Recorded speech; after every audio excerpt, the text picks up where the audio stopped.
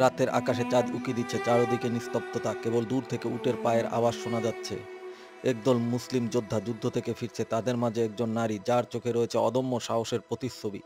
তিনি হলেন নাসিবা বিনতে কাব রাদিয়াল্লাহু আনহা, ইসলামের এক বীরাঙ্গনা নারী সাহাবী, যিনি নবীজি সাল্লাল্লাহু আলাইহি সাল্লাম এর পাশ থেকে উহুদের যুদ্ধে অংশ নিয়েছিলেন। এর সত্য কাহিনীটি জানতে সম্পূর্ণ ভিডিওটি দেখুন আর আমাদের চ্যানেলটি সাবস্ক্রাইব করবেন। উহুদের যুদ্ধে মুসলিম বাহিনী প্রথমে বিজয়ের দ্বার প্রান্তে ছিল, কিন্তু পাহাড়ি তীরন্দাজদের ভুলের কারণে কুরাইশ বাহিনী আবার শক্তিশালী হয়ে ওঠে। মুসলমানদের অনেকেই ছত্রভঙ্গ হয়ে যায়, কিন্তু তখনও কিছু সাহসী মুজাহিদ নবীজি সাল্লাল্লাহু আলাইহি সাল্লামের পাশে ছিলেন। তাদের মাঝে ছিলেন একজন নারী, নাসিবা বিনতে কাব রাদিয়াল্লাহু আনহা। তিনি প্রথমে যুদ্ধে আহতদের পানি পান করাচ্ছিলেন, ক্ষত স্থানে ব্যান্ডেজ লাগাচ্ছিলেন, কিন্তু যখন দেখলেন নবীজি সাল্লাল্লাহু আলাইহি সাল্লাম শত্রুর আক্রমণের মুখে পড়েছেন, তখন আর তিনি থেমে থাকতে পারলেন না। একজন কুরাইশ সেনা নবীজি সাল্লাল্লাহু আলাইহি সাল্লামের দিকে আক্রমণ করতে যাচ্ছিল, ঠিক সেই মুহূর্তে নাসিবা রাদিয়াল্লাহু আনহা সামনে এসে দাঁড়ান। নাসিবা রাদিয়াল্লাহু তাআলা আনহা বলেন, তুমি নবীজির দিকে এক কদমও এগোতে পারবে না। তিনি সেই শত্রুকে পরাজিত করলেন, কিন্তু তখনই আরেকজন শত্রু পেছন থেকে এসে আঘাত করল। তার কাঁধ থেকে রক্ত ঝরতে লাগলো, কিন্তু তিনি লড়াই থামালেন না। নবীজি সাল্লাল্লাহু আলাইহি সাল্লাম এই দৃশ্য দেখে বললেন, হে নসিবা, তুমি আজ সত্যি এক মহিষী নারী। এ কথা শোনার পর নাসিবা রাদিয়াল্লাহু তাআলা আনহা আরো শক্তি পেলেন। তিনি তলোয়ার চালিয়ে আরো ৩ জন কুরাইশ সেনাকে আঘাত করলেন। যুদ্ধ শেষ হলে নসিবা রাদিয়াল্লাহু তাআলা আনহা মাটিতে পড়ে যান, তার শরীর রক্তে ভেসে যাচ্ছে। যুদ্ধের পর নবীজি সাল্লাল্লাহু আলাইহি সাল্লাম তার কাছে এসে বললেন, হে নসিবা, তুমি কি জানো তোমার জন্য জান্নাতের সুসংবাদ আছে?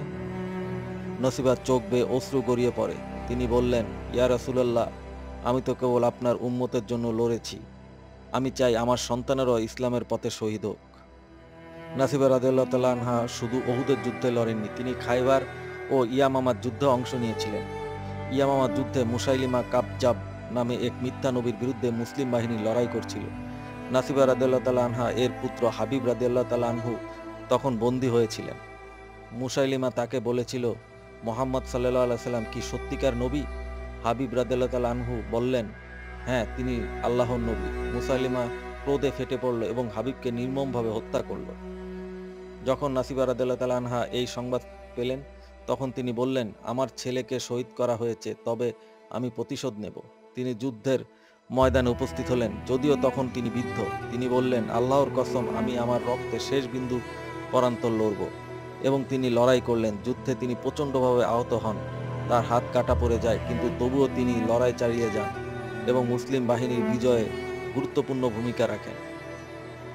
এরপর তিনি মদিনায় ফিরে যান এবং দীর্ঘদিন জীবিত ছিলেন। অনুমান করা হয় তিনি খলিফা আবু বকর রাদিয়াল্লাহু তাআলা আনহু বা ওমর রাদিয়াল্লাহু তাআলা আনহু এর শাসন আমলে ইন্তেকাল করেন।